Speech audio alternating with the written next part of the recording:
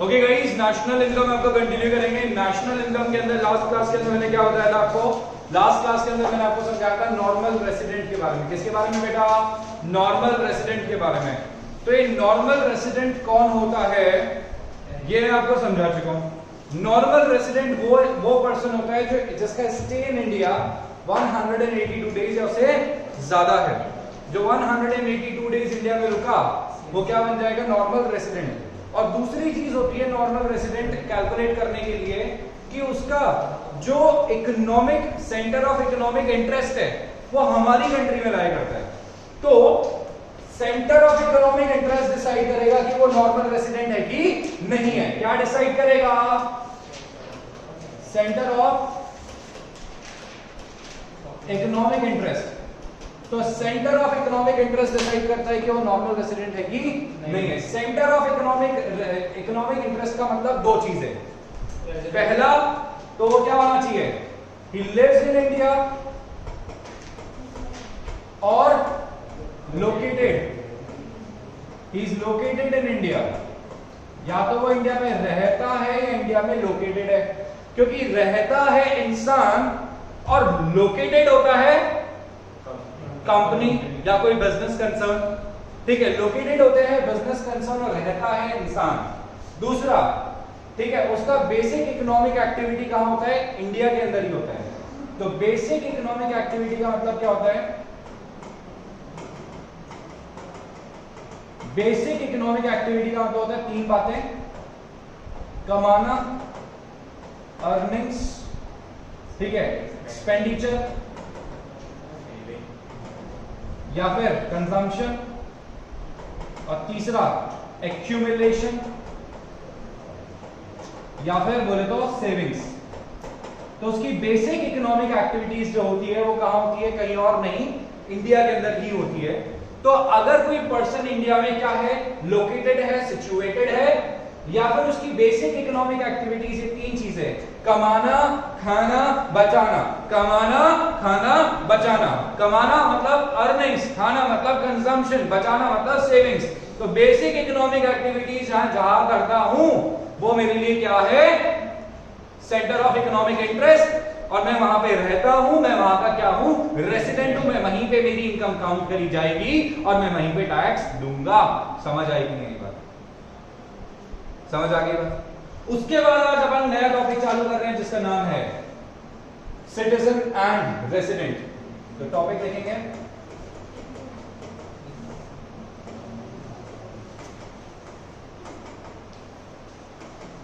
Citizen and resident. कौन होता है सिटीजन, कौन होता है रेसिडेंट? Correct start. कौन होता है ये सिटीजन, कौन होता है ये resident?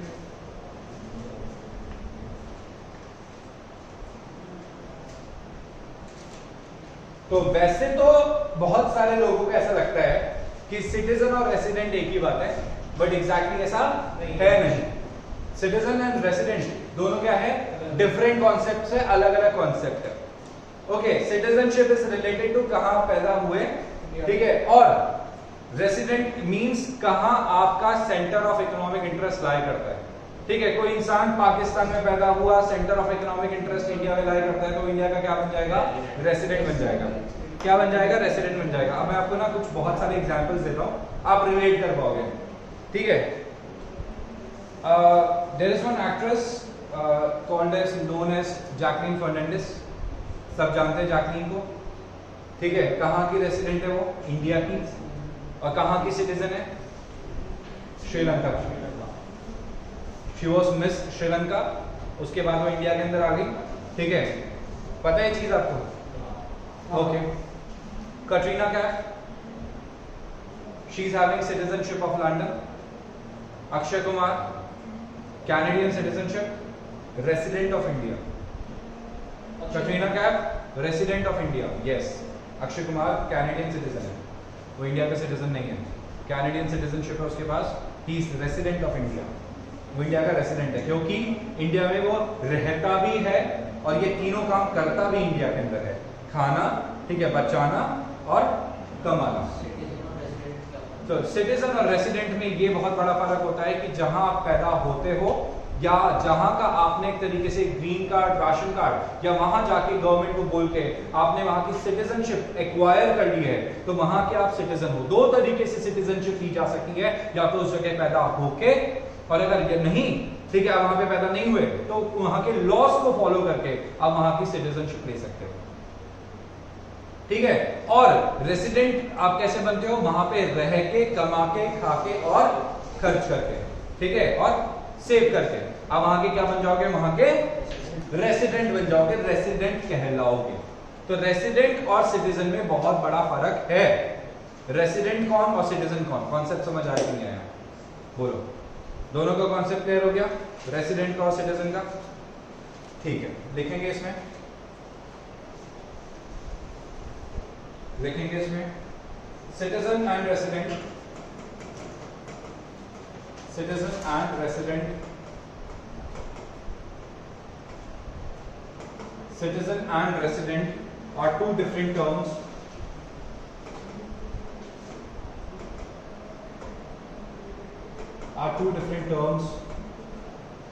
citizen and resident are two different terms। नीचे लिखो, नेक्स्ट लाइन में लिखो, citizenship is basically citizenship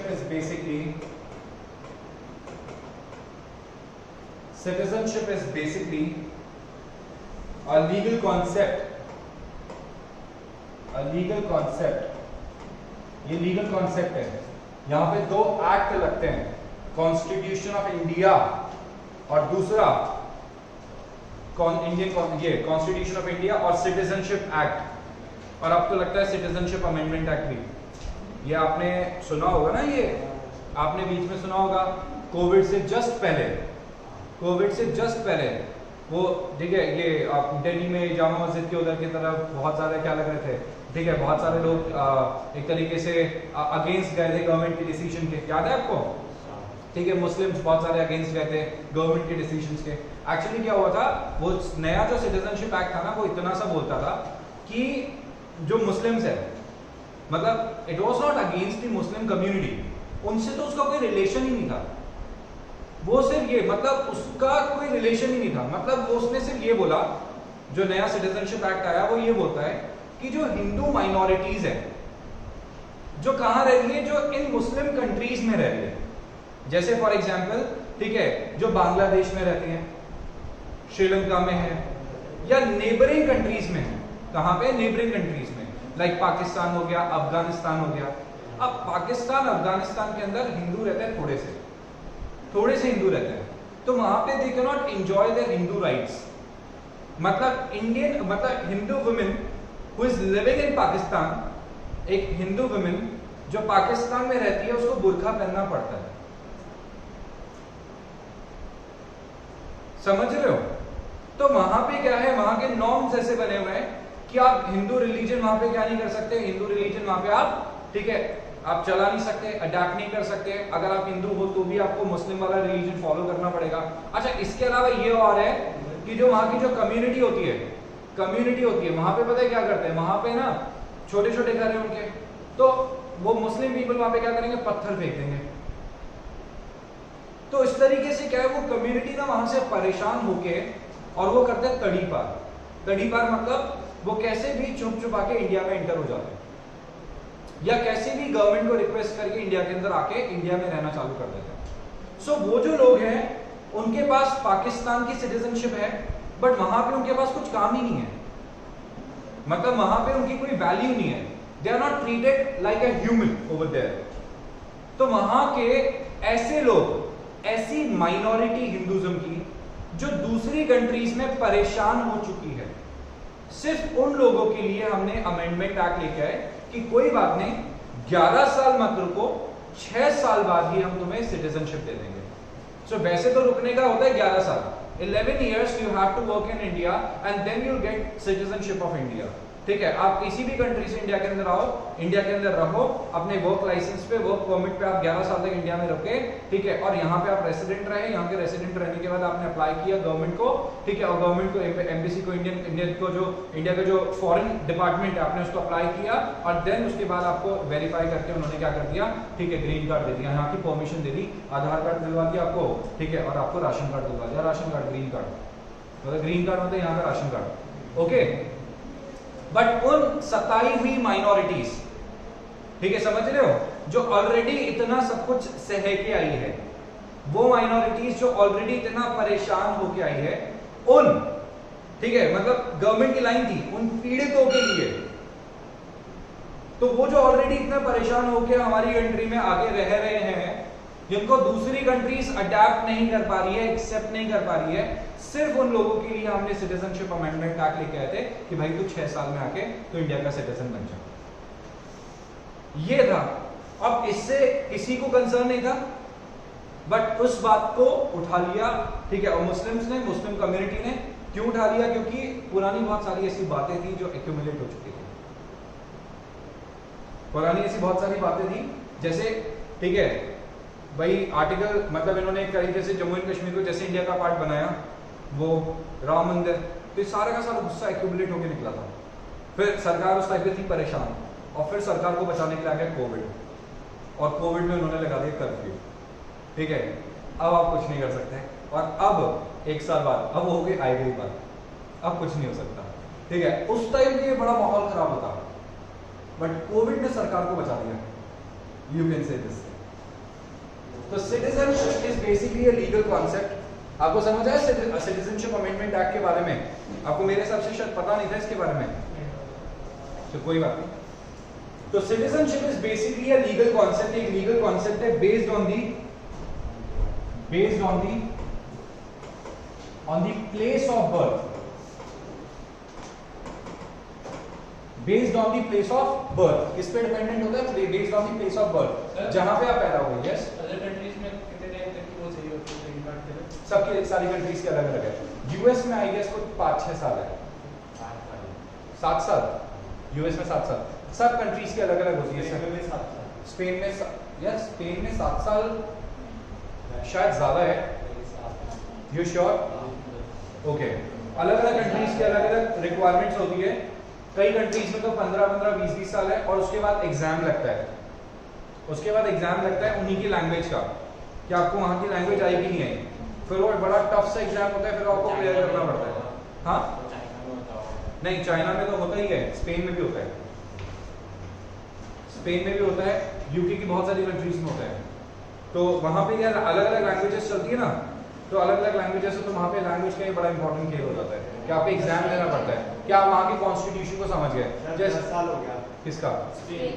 Spain का 10 साल हो गया ना,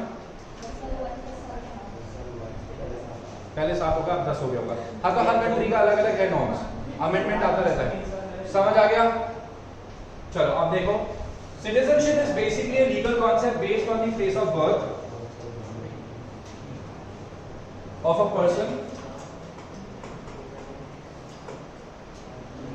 based on the place of birth of a person, or some legal provision, or some legal provision, और some legal provision। ये legal provision, ये वही legal provision है जिसके बारे में अभी मैं इतनी देर से समझा रहा था, ठीक है, constitution of India and citizenship act. तो पता है आपको, पता है ये जो भारत का जो संविधान, that is constitution of India, जो राइट्स देता है ना, वो होते हैं fundamental rights of a citizen, not a resident. समझ रहे हो? Fundamental right of a citizen, not a resident. तो रेसिडेंट के पास क्या फंडामेंटल राइट्स होते हैं? आंसर आता है एज सच सारे फंडामेंटल राइट्स उनके पास नहीं होते। बेसिक राइट टू लिव, इस तरीके के बेसिक फंडामेंटल राइट्स तो हमने उनको दे दिया, बट वैसे बाकी देखा जाए तो फंडामेंटल राइट्स जो मिलते हैं वो किसको मिलते हैं? सिटीजन को मिलते हैं। किसको मिलते हैं? सिटीजन को। समझ गए? सो ऑफ अ पर्सन और some legal provision, legal provisions allowing a person to become a citizen, to become a citizen। to become a citizen. On the other hand,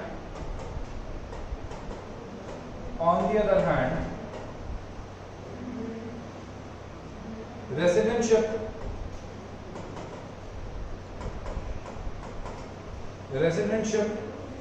is basically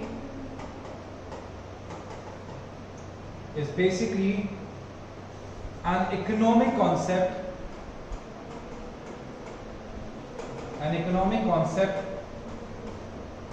ये क्या है? ये एक इकोनॉमिक कॉन्सेप्ट है. Economic concept मतलब related to monetary terms, पैसे. समझ गए? इनकम.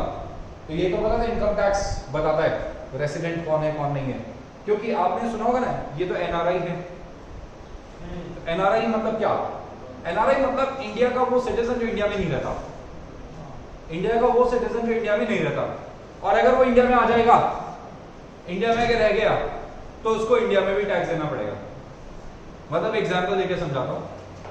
मेरा एक फ्रेंड है, ठीक है, maybe I told you guys, he lives in Dubai. Abu Dhabi में उसका जॉब है.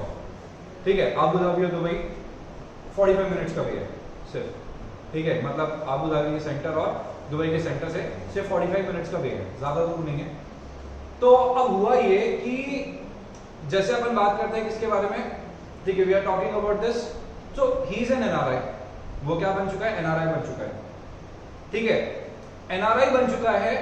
एनआरआई मतलब वो है तो इंडिया का सिटीजन, बट वो रहता दुबई में है, कमाता दुबई में है, और खर्च भी दुबई में कर रहा है, और सेविंग्स भी दुबई में कर रहा है. समझ आ गया? So he lives and his basic economic activity he do in Dubai. समझ गए? वो जयपुर में नहीं रहता, इंडिया में नहीं रहता, वहीं काम करता है, वहीं कमाता है. अगर वो इंडिया के अंदर भी आके रह ले, तो उसे दुबई में भी टैक्स देना पड़ेगा और इंडिया में भी टैक्स देना पड़ेगा. तो उसको दोनों तरफ टैक्स देना पड़ेगा, वहां भी टैक्स देगा, यहां भी टैक्स देगा. तो इससे क्या होता है, ये लोग अपनी एनआरआई पोजीशन को मेंटेन करते हैं. एनआरआई पोजीशन को मेंटेन नहीं करेंगे ना, तो रेसिडेंट बनते ही टैक्स देना पड़ेगा. एनआरआई कोई बड़ी बात नहीं है. एनआरआई मतलब वो इंसान जो दूसरी कंट्री में रह के दूसरी कंट्री में कमाता है और इंडिया में टैक्स नहीं देता.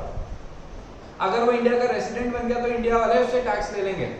जैसे ही वो रेसिडेंट बना, इंडिया के अंदर अपने ड्यूरेशन से ज्यादा रह गया, तो वो जाएगा इंडिया के बाहर. जैसे वो इंडिया के बाहर जाएगा, तो उसको पासपोर्ट वेरिफिकेशन के लिए जाना पड़ेगा, मतलब वीजा और पासपोर्ट लेके उसको जाना पड़ेगा कि भाई मैं इंडिया में आया था रहने के लिए, ठीक है, मैं वापस यूएस जा रहा हूँ. तो उसे वो वहां पे क्या कर लेंगे, डिपार्टमेंट वाले पकड़ लेंगे. वहां पे डिपार्टमेंट वाले पकड़ लेंगे, बोले तू इंडिया में ज्यादा दिन रुक गया, जितना तेरा टाइम था ना इंडिया में रुकने का, तो उससे ज्यादा दिन रुक गया, क्योंकि तू इस दिन इंडिया के अंदर एंटर हुआ था और तू इस दिन इंडिया से एग्जिट ले रहा है. तो ये तेरा टोटल ड्यूरेशन है, जिसकी वजह से तू इंडिया का रेसिडेंट बन गया.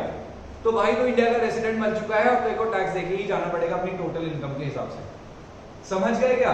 इसलिए जो एनआरआईज होते हैं ना, ये जल्दी भागने की लगाते हैं. ठीक है, स्पेसिफाइड टाइम के लिए आते हैं. 20 दिन मतलब 20 दिन, 20 दिन के बाद इनको जाना है तो जाना है, क्योंकि 20 दिन के आगे रुक गए.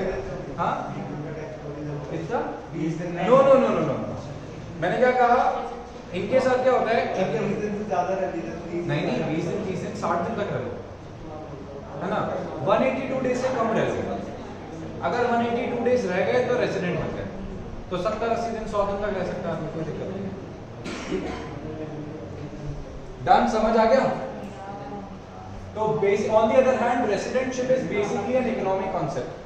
बेसिकली क्या है? इकोनॉमिक कॉन्सेप्ट है. ठीक है, अब मैं आपको है ना उसका एक एग्जांपल देके बताता हूँ. एक बार इसका लीगल केस भी हुआ था. ये है ऑस्ट्रेलियन क्रिकेटर. ऑस्ट्रेलिया के एक ओपनिंग क्रिकेटर था, क्या नाम है उसका? David Warner. नहीं, और पुराना शेन वॉर्न. Shane Warne. हाँ, Shane Watson. Yes, Shane Watson. Shane Warne bowler है ना. हाँ, अब शेन वॉटसन के साथ क्या होता है सुनो. अब हुआ क्या उसके साथ वो बताता हूँ. उसका ना न्यूज़पेपर में भी केस आया था.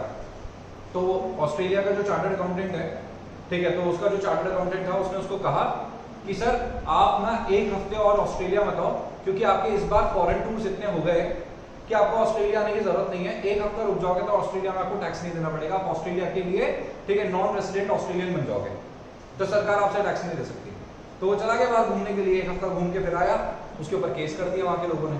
वहाँ के लोगों ने होता गवर्नमेंट ने केस कर दिया, बोले तो टैक्स दे, तू तो टैक्स चोरी कर रहा है। करो, केस तो वही जीता था, शेन वॉटसन ही जीता था।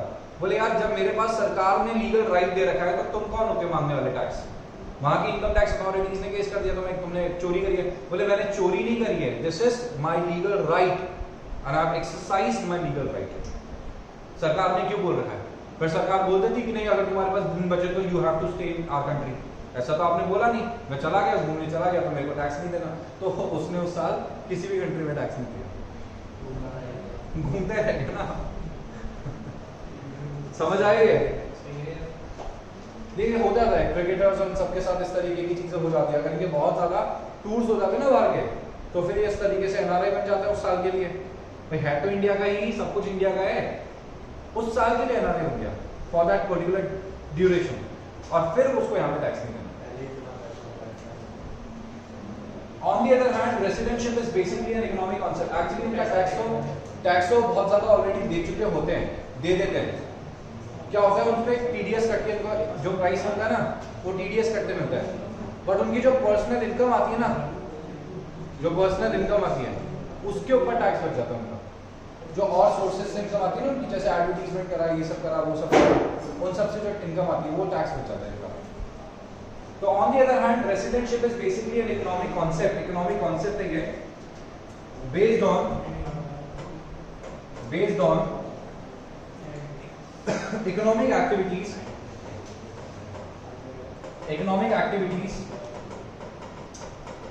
based on economic activities performed by persons,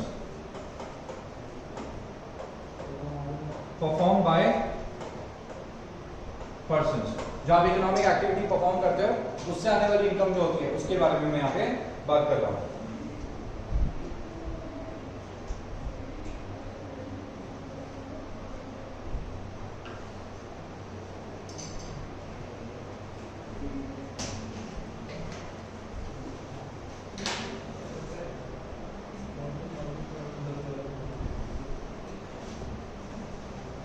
यहां तक हो गया?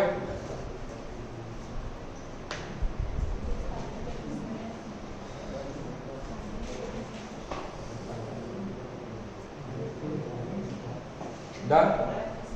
ठीक है, अब सुनो, अब एक छोटा सा चार्ट बनाएंगे, लिखना production activity.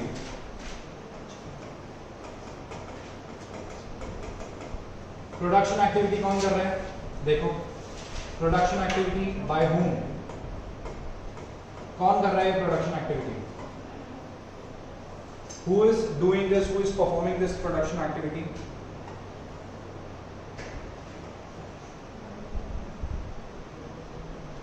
Normal residents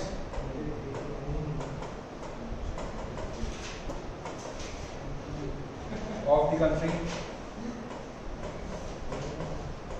normal residents of the country. Normal residents जो समझते हैं ना आप लोग, जैसे अपन सब लोग, अपन सबके पेरेंट्स, तो नॉर्मल रेसिडेंट है अपन सब लोग, ठीक है। We live in India, we spend our money in India. और दूसरे हो गए नॉन रेसिडेंट्स। नॉन रेसिडेंट्स कौन होते हैं? एनआरआईज। आप दुबई में बॉर्न हुए थे ना, तो आपके पास वहीं की सिटीजनशिप है या इंडिया की ले ली? यहाँ की आ चुकी है ना सिटीजनशिप, पैदा होते हुए।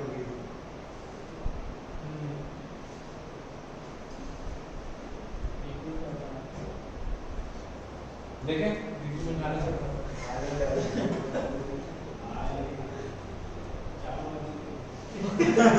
देखो बेटा,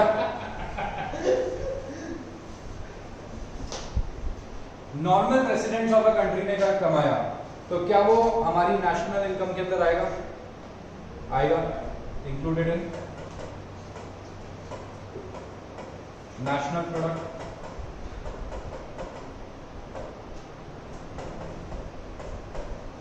इंक्लूडेड इन नेशनल प्रोडक्ट, तो नेशनल प्रोडक्ट में इंक्लूड होता है। Non residents of the country not included in national product.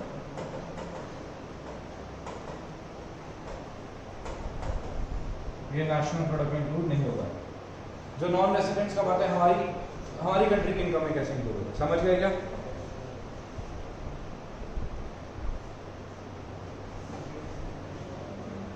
Done.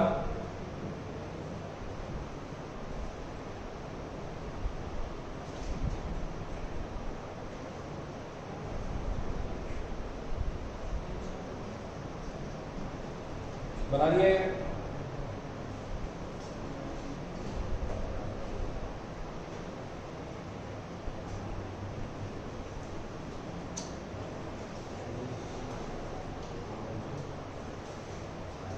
आगे करें?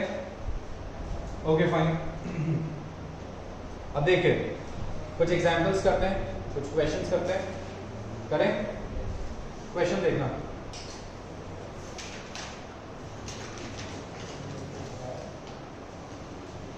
बताना कि नेशनल प्रोडक्ट में आएगा कि नहीं आएगा। सिचुएशन है, ये बताना है कि नेशनल प्रोडक्ट में आएगा कि नहीं आएगा। क्या? हाँ हाँ लिखना ना, बिल्कुल लिखना।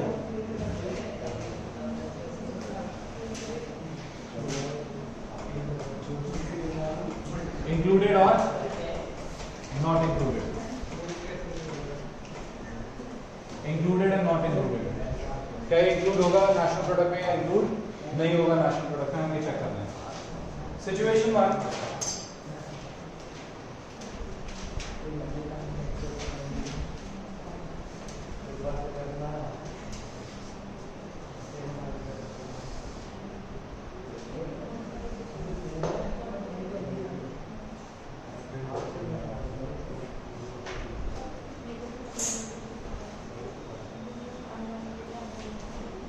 अब देखो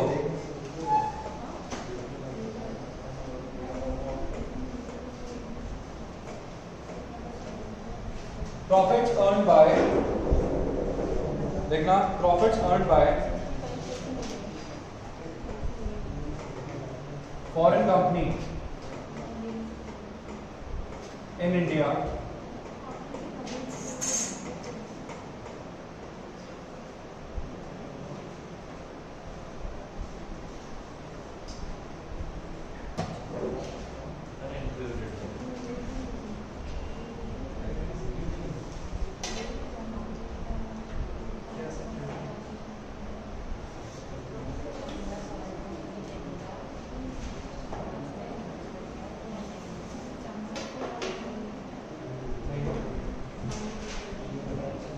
देखो भाई,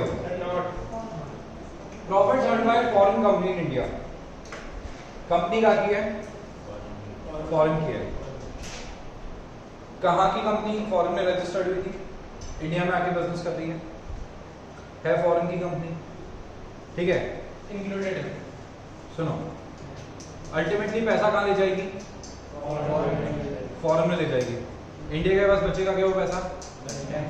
क्या वो पैसा इंडिया के पास बचेगा? नहीं। टैक्स देने के बाद अल्टीमेटली कहाँ चला जाएगा वो पैसा? फॉरेन में चला जाएगा। भाई वो टैक्स भी देगी तो टैक्स देने के बाद ये पैसा अल्टीमेटली कहाँ ले जाएंगे? बाहर ले जाएंगे, फॉरेन कंट्री में ले जाएंगे। सो बेसिकली ये बोलना चाहता है, समझना इस बात को, कि profits earn by foreign company in India, foreign company ने अगर इंडिया में पैसा कमाया तो इंडिया से पैसा कमा के वो फॉरेन कंट्री में ले जाएगा। तो जब तक ये डोमेस्टिक टेरिटरी की बात हो रही थी तब तक तो आ जाएगा डोमेस्टिक इनकम के अंदर, और जब हम लोग नेशनल इनकम की बात करते हैं तो ये जो पैसा कमाया ये ले जाएगा दूसरी कंट्री के अंदर। कहां ले जाएगा? दूसरी कंट्री के अंदर। क्योंकि ये कहां का नॉर्मल रेसिडेंट था, कहां पे बना था, अब वो सोचो, फॉरेन में। जैसे एक एग्जांपल देता हूं, जैसे अपन बात करते हैं एप्पल के बारे में। एप्पल इनकॉर्पोरेशन कहां की कंपनी है? कहां बनी है कंपनी? यूएसए के अंदर। उसने अपना एक ब्रांच इंडिया में चालू किया। कहां चालू करा उसने? एक ब्रांच अपना इंडिया में चालू किया। बट वो रेसिडेंट कहां का है? वो कंपनी कहां की है? वो कंपनी फॉरेन की है। जो भी प्रॉफिट वो इंडिया से कमाएगी, अगर इंडिया की, अगर अपन डोमेस्टिक टेरिटरी की बात करें तो इंडिया की डोमेस्टिक इनकम का पार्ट बन गया था, क्योंकि वो इंडिया की टेरिटरी से कमाया था। बट वो अल्टीमेटली कमा के कहां लेके जा रही है वो इनकम अपनी कंट्री के अंदर, तो वो किसकी इनकम में ऐड हो जाएगा अल्टीमेटली जाके? फॉरेन कंपनी की इनकम में ऐड हो जाएगा। यहां से पैसा चला गया दूसरी कंट्री के अंदर, तो क्या वो इंडिया की ओवरऑल इनकम का पार्ट बन पाया क्या? तो आंसर आया नहीं, तो आंसर आएगा नॉट इंक्लूडेड। नहीं समझ आया? आगे समझ में? भाई अल्टीमेट रेसिपिएंट कौन है वो देखो। जो अल्टीमेट रेसिपिएंट है, जो अल्टीमेटली पैसा रिसीव कर रहा है, उसका रेसिडेंशियल स्टेटस देखो कि वो पैसा अल्टीमेटली जा कहां रहा है। समझ गए? वो पैसा अल्टीमेटली जा कहां रहा है। अगर वो पैसा हमारी कंट्री में रह के खत्म हो जाता है तो हमारी कंट्री का हो गया खत्म। बट अगर वो पैसा जा ही दूसरी कंट्री रहा है तो वो हमारा डोमेस्टिक तो था, बट जब हम नेशनल लेवल पे गए तो वो हमारे यहां से चला गया दूसरी कंट्री के अंदर, वो हमारा पार्ट नहीं रहा, हमारा पार्ट नहीं रहा। उसी तरीके से एक एग्जांपल देता हूं मैं आपको। Profit earned by branch of SBI in London.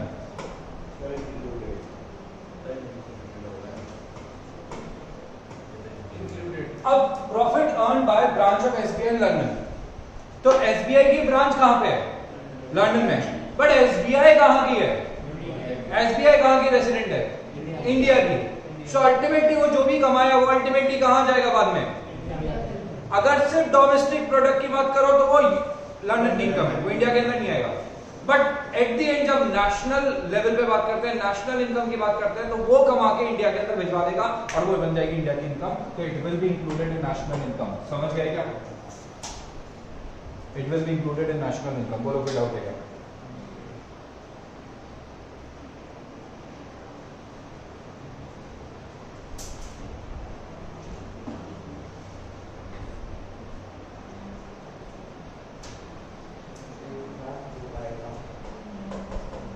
Rent received by, समझना, rent received by an Indian from building in USA. Rent received by an Indian from building in USA. Rent received by an Indian, ठीक है, rent received by an Indian from building in USA. Rent किसने receive करा? तो ultimate recipient कौन है? Indian है। समझ गए? डोमेस्टिक इनकम तो उसी कंट्री की हुई है क्योंकि उसी कंट्री की टेरिटरी के अंदर कमाया है, बट वो फ्लो होके कहां आ गया? इंडिया के अंदर आ गया। सो इसलिए वो किसका पार्ट बन जाएगा? इंक्लूडेड का पार्ट। समझ गए? बोलो भाई।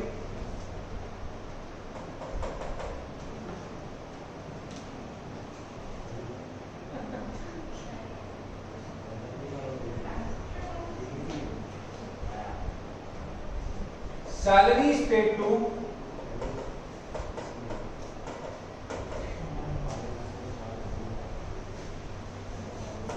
Indian, salary paid to Indians working in Pakistan embassy, salary paid to Indian working in Pakistan embassy in India. Salary paid to Indians working in Pakistan embassy in India. अब बताओ included not included? Not included. सोच के देखना। कौन कौन बोलते हैं not included और कौन कौन बोलते हैं included? Included 1 2 3 4 5 6 7। क्या? अरे एक मिनट, आप किस बोल रहे हो? इंडिया में included not included? तो अभी आप किसका काउंट कर रहे हो? included। वापस फंडा एक मिनट रुको। वर्कर लेंगे ना, ट्रांसफर देना, पैसा लेंगे वापस salaries paid to Indians working in Pakistan embassy, मतलब पाकिस्तान के अंदर काम कर रहे हैं। तो पाकिस्तान की डोमेस्टिक इनकम यस पक्का, मगर वो लेके कहां रहे पैसा? इंडिया। तो घूम फिर के पैसा कहां गया? इंडिया के अंदर। तो फाइनली जो रेसिपिएंट है वो तो इंडियन है और इंडिया के अंदर आ गया पैसा, तो it will be included in. समझ आ गई क्या? बोलो भाई, कोई डाउट है क्या? समझ आया? तो कल मैं आपको एक बहुत इंपॉर्टेंट कॉन्सेप्ट चालू करा रहा हूं और वो जो इंपॉर्टेंट कॉन्सेप्ट कल से अपन अब चालू करेंगे वो आपके प्रैक्टिकल में काम आएगा। प्रैक्टिकल मतलब ये मान लो कि नेशनल इनकम से 6 नंबर का एक प्रैक्टिकल क्वेश्चन आता है और प्रैक्टिकल क्वेश्चन समझने के लिए अपने को यहाँ से जो स्टडी कर रहे हैं वो करना बहुत जरूरी है। ठीक है, क्लास आज की वाइंड अप करते हैं। Thank you.